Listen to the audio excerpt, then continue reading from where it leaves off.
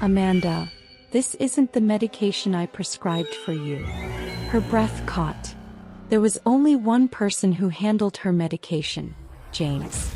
The realization settled in her stomach like lead. Her husband, the man who once claimed to love her, was slowly poisoning her. He wanted her gone. And he wasn't even hiding it. "Are you sure?" she whispered. "Yes," the doctor replied firmly. "These pills are a different formula. They aren't meant for your recovery."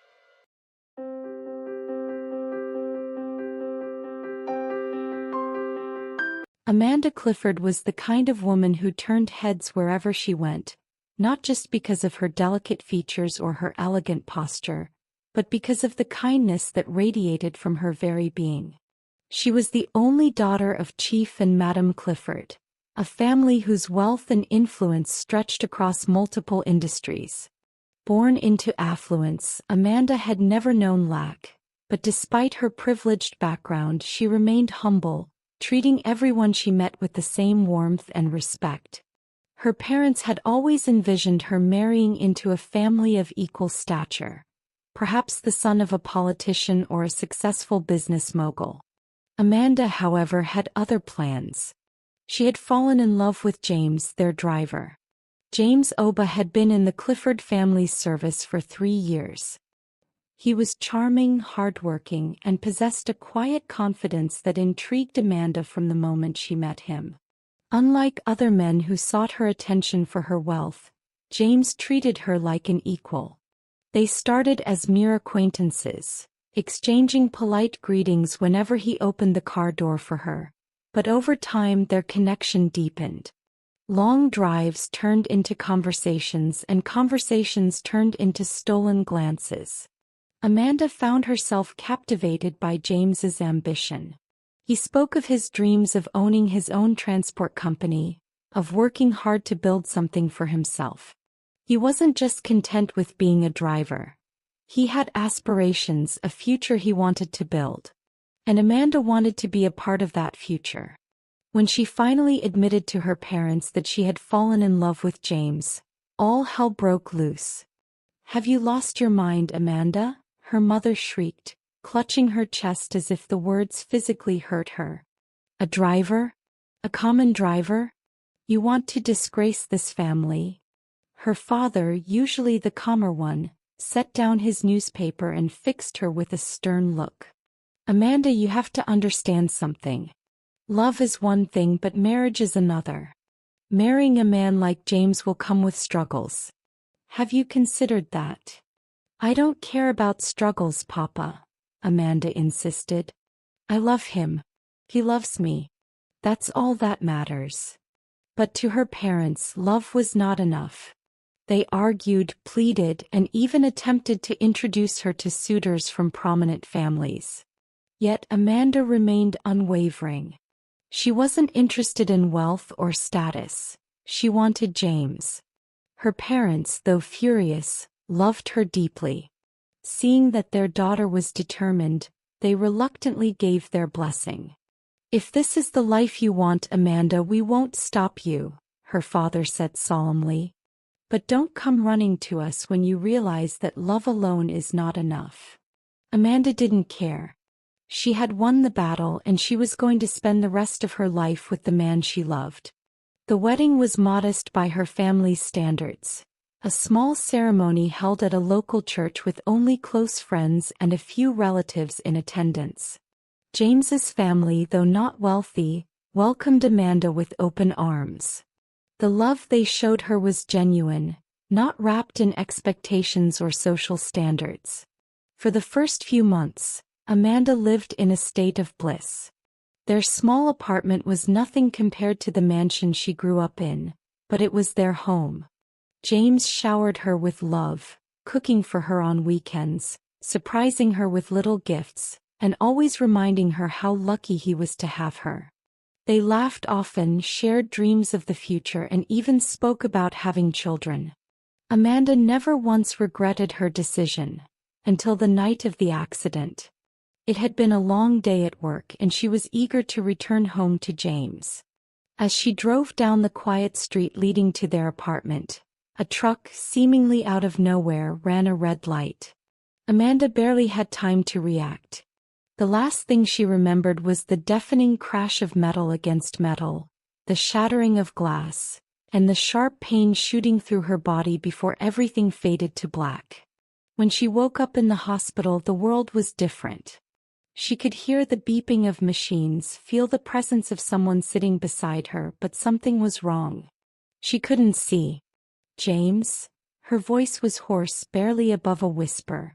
"I'm here, my love," he said, squeezing her hand. His voice was thick with emotion. Why is it so dark?" James was silent for a long moment before he spoke. "Amanda, the doctor said the accident damaged your optic nerves. You're blind."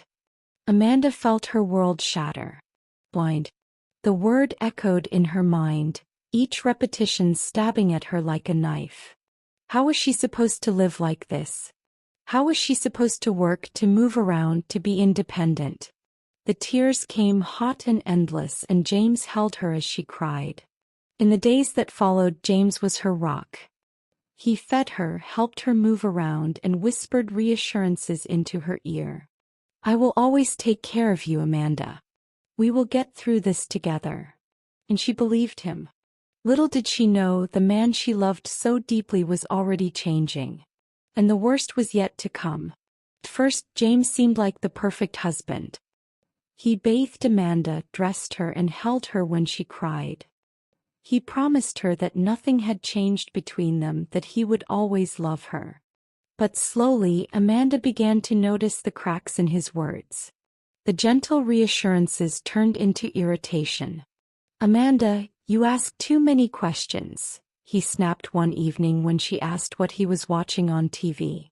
The warmth in his voice was gone, replaced by a cold detachment. The late nights started soon after. James, who once rushed home to be with her, now had endless excuses. "Work is keeping me late," he would say. But Amanda could smell the faint traces of perfume on his shirt that wasn't hers. She could hear the hushed whispers when he thought she was asleep. Then the ultimate betrayal. One night, as she sat on the couch, she heard the unmistakable sound of a kiss. Her heart pounded. "James?" she called out, hoping she was wrong. A laugh, soft and mocking. "Relax, Amanda. You're blind. You don't know what you're hearing." Her chest tightened. She could feel it now, her husband slipping away, the love they once shared replaced by something dark. But James wasn't done yet. Amanda soon realized she was growing weaker. Her doctor had prescribed medication to help manage her condition, but instead of feeling better, she was constantly fatigued. Her mind was foggy, her body sluggish. It wasn't until a routine checkup that she complained to the doctor, who in turn told her to return with all her medications. "Let's see if we can make some changes." Amanda sat stiffly in the doctor's office, her fingers gripping the armrests of her chair. The air smelled of antiseptic, and the beeping of distant machines reminded her of the many hours she had spent in the hospital after the accident. But today she wasn't here for a routine checkup. She was here because of the gnawing suspicion that had been eating away at her for weeks. Dr. Martins, the family physician who had been treating her since the accident, sighed heavily as he examined the pill bottles Amanda had brought with her. He had been monitoring her condition closely, but despite his prescribed medication, she had been growing weaker instead of stronger. It was unusual. And now, looking at the bottles in front of him, his frown deepened. "Amanda," he began carefully, his voice measured but laced with concern, "this isn't the medication I prescribed for you." Amanda's breath caught in her throat. Though she had suspected it, hearing it confirmed made her blood run cold. "Are you sure?" she whispered. "Yes," the doctor replied firmly. "These pills are a different formula. They aren't meant for your recovery. In fact, if you had continued taking them for much longer, your condition could have worsened significantly." Amanda felt a wave of nausea wash over her. She knew exactly who had been handling her medication. James. Her husband, the man who had sworn to love and protect her, had been deliberately keeping her sick. But why? The answer was clear. He wanted to break her completely, to make her so weak that she could no longer resist whatever he had planned. A mixture of rage and heartbreak twisted inside her. But she forced herself to stay calm. This wasn't the time to fall apart. He had to be smart. Her breath caught. Amanda clenched her fists. She had been powerless for too long. But no more. He would not be a victim. She would find a way to fight back. "What do I do?" she asked, her voice steady despite the turmoil raging within her. Dr. Martens studied her for a moment before leaning forward. "We need to be careful. If James realizes that he might become more dangerous. Here's what we'll do. You'll take these pills," he said, holding up the correct medication, "but only when you're sure he isn't around. Keep pretending to take the tampered ones in front of him. Let him think you're still growing weaker." Amanda nodded slowly. "And once I recover?" The doctor gave her a small but knowing smile. "Then you take back control." A spark of hope ignited inside her. For the first time in months, she didn't feel powerless. She had a plan, and she would execute it to perfection. Days passed, and Amanda played her role well. She continued to act fragile, moving slowly, letting out soft sighs of exhaustion, and allowing James to believe that she was completely dependent on him. But when he left for work or disappeared for hours with whatever woman he was seeing, she would slip into the bathroom and take the real medication Dr. Martens had given her. Her strength began to return. She could feel her body healing, the fog lifting from her mind. But she was careful not to reveal any signs of improvement. She needed James to remain unaware of her growing power. And then, as if his betrayal wasn't enough, James crossed another line. One afternoon, as Amanda sat in the living room, pretending to doze off, she heard the front door open. The sound of heels clicking against the tiled floor followed. Then James's voice, dripping with an unfamiliar charm. "This is your new home," he said, his voice warm in a way it hadn't been with Amanda for a long time. "Meet my wife, Amanda." Amanda turned her head slightly, her sightless eyes staring blankly ahead. She heard the woman giggle, a light, sickening sound. "I'm Evelyn," the woman introduced herself, though Amanda could already smell the cheap floral perfume she had picked up from James's shirts before. "A house help?" Amanda asked softly, feigning weakness. "James, we can't afford a house help." James scoffed. "Don't worry about finances, Amanda. I handle everything now. Evelyn is here to assist you while I'm busy." "Is me?" Amanda thought bitterly. She clenched her hands under the blanket covering her lap. She knew exactly what was happening. James had moved his mistress into their home, right under her nose, believing that she was too helpless to do anything about it. Evelyn's giggle grated against her nerves. "Don't worry, madam. I'll take good care of you." Amanda swallowed back her anger. She would not give James the satisfaction of seeing her break. She needed to play along for now. And so she did. She allowed Evelyn to help her with small tasks, brushing her hair, bringing her meals. She pretended not to hear the hushed whispers between her and James, the stolen kisses they thought went unnoticed. She tolerated the humiliation of being treated like an invalid while her husband flaunted his affair in their home. But all the while she was waiting, healing, planning. Then one morning, as she took her real medication in the bathroom, she noticed something.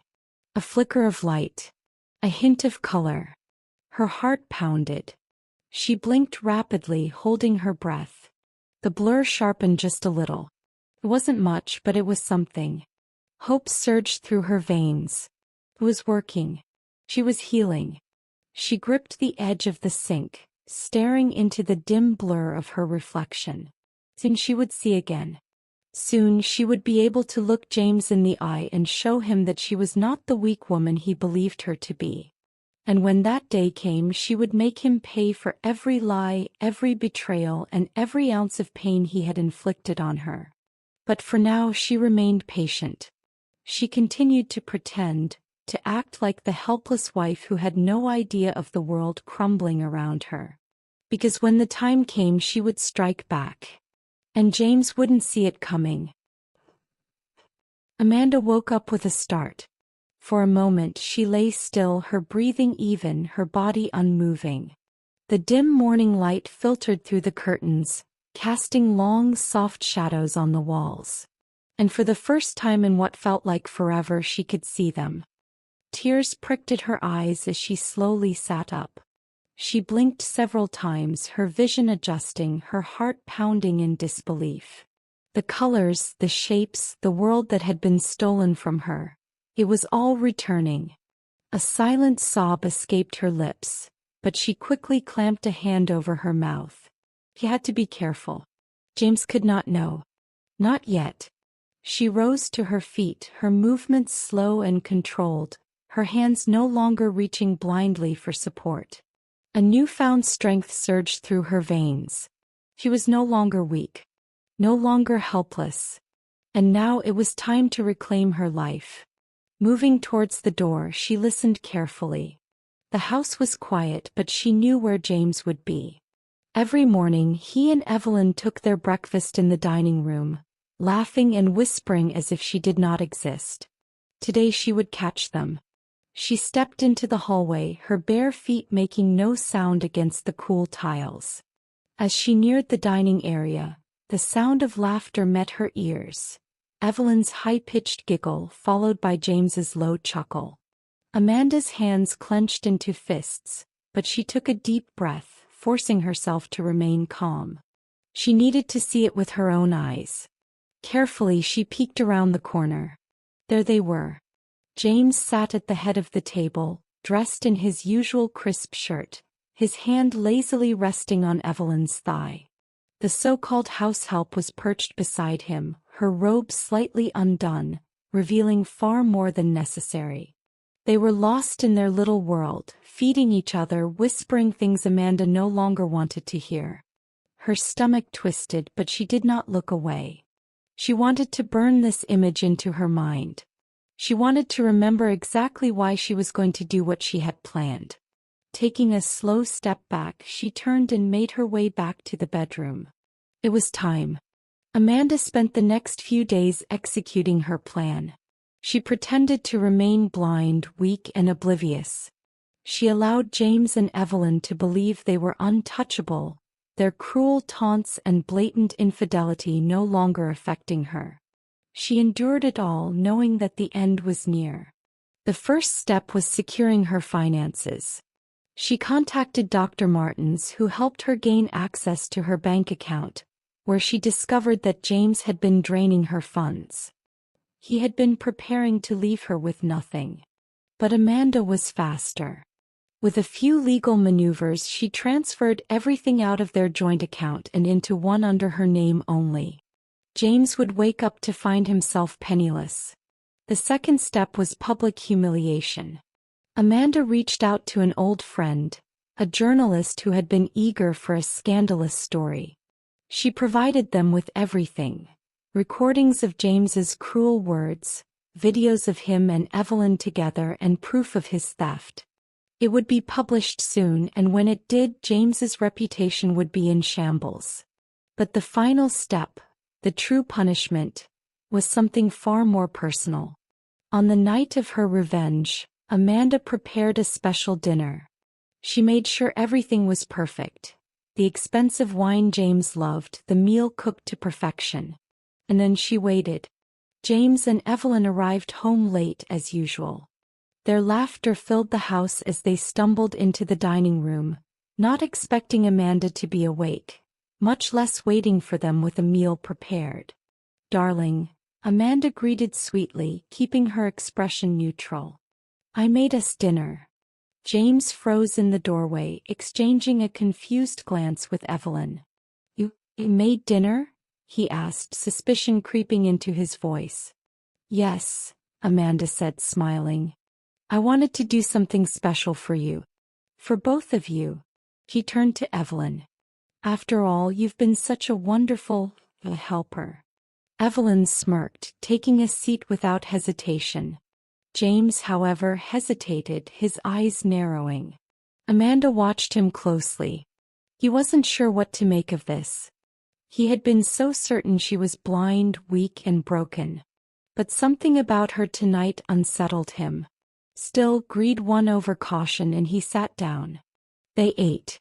Amanda watched as they drank the wine, savoring the taste. And then she dropped the act. James, she said softly, placing her glass down. Tell me something. He looked up at her, chewing slowly. What? What would you do, she asked, her voice deceptively gentle, if I could see again? Silence. James's fork paused midair. Evelyn's smile faltered.